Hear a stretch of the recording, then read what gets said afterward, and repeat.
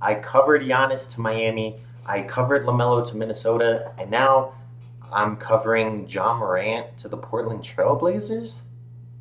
This doesn't seem like a good move at all. I don't know. I'm questioning it. I think Memphis made the right decision to move on from Ja Morant, but Portland being your best uh, trading destination, you, I don't know. Let's get into it real quick. The Memphis Grizzlies are trading two-time NBA All-Star Ja Morant to the Portland Trailblazers for Jeremy Grant and Chris Murray. So, as far as I'm aware, there was no draft picks involved in this trade, which when you don't get draft picks and you're trading a guy you think has value, it's always difficult to see that as a good trade. Jeremy Grant and Chris Murray are not anything special of players. I think you're going to add them to this roster and they're not going to contribute too much. I think they can be helpful, but I don't think they're going to be the deciding factor between wins and losses.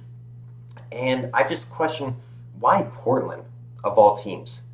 They're already super stacked in terms of guard heavy players.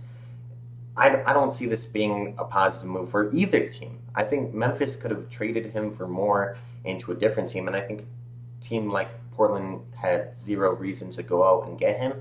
Let me pull up the roster for the Portland Trailblazers. The Trailblazers have Scoot Henderson, Drew Holiday, Damian Lillard, Caleb Love, Ja Morant, Shaden Sharp, and Matisse Thybulle all at guards. Now, among all of those names, the only ones that stand out to me: Damian Lillard, Scoot Henderson, and Drew Holiday. Those are your biggest names at the guard position, but you have a lot. You have Shaden Sharp as well. I'll add him, so that's four guards. Four. I don't know. This lineup is really messy.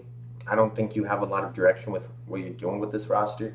And then you just lost your head coach because, of course, you went ahead and lost your head coach, Chauncey Billups, to start the season. But now you're telling me you lose Tiago Splitter because he goes to Chicago now. That's difficult.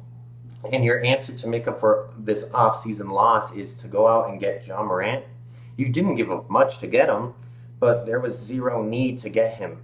I don't see this being a big move. I don't see what Portland's doing. After coming off of a postseason appearance, you would think they could only go up from here, but I think they definitely take a huge step back, mainly because of the loss of the coach. But I don't think Ja Morant fits in with this kind of roster.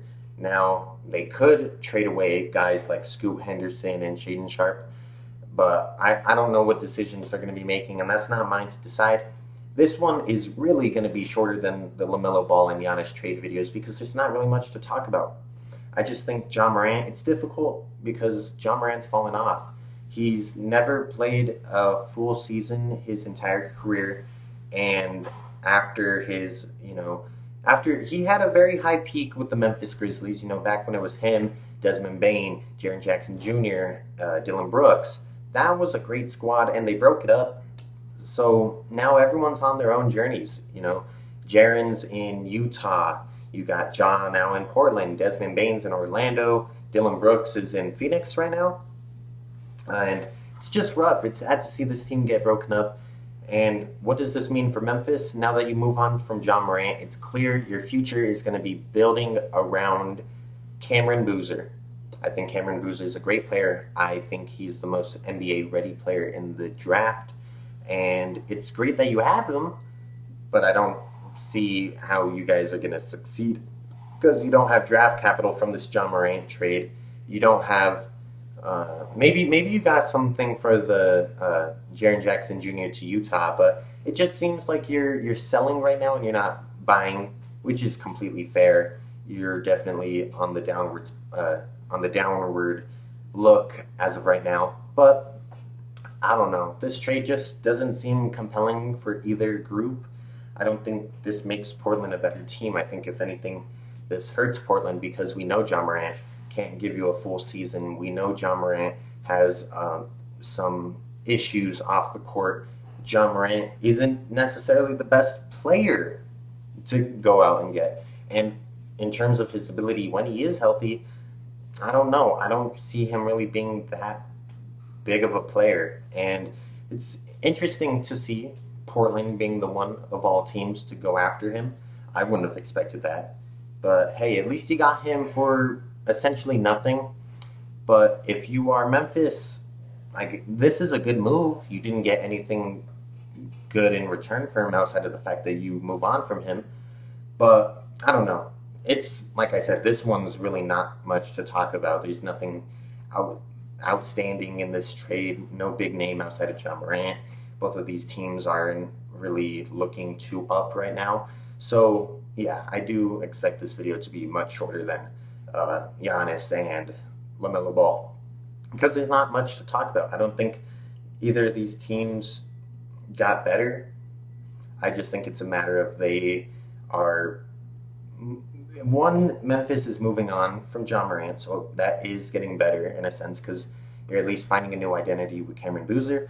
But for Portland, you're overstuffed at the guard position, and your offseason hasn't looked too bright so far. So it's going to be interesting to see how all of this works out for you.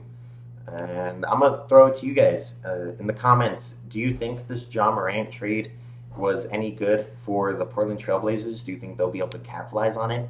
And do you think this was a good move for Memphis, or should they have retained a guard to work alongside Cameron Boozer? Let me know in the comment section below, and that's going to be all for today's video. More on the way.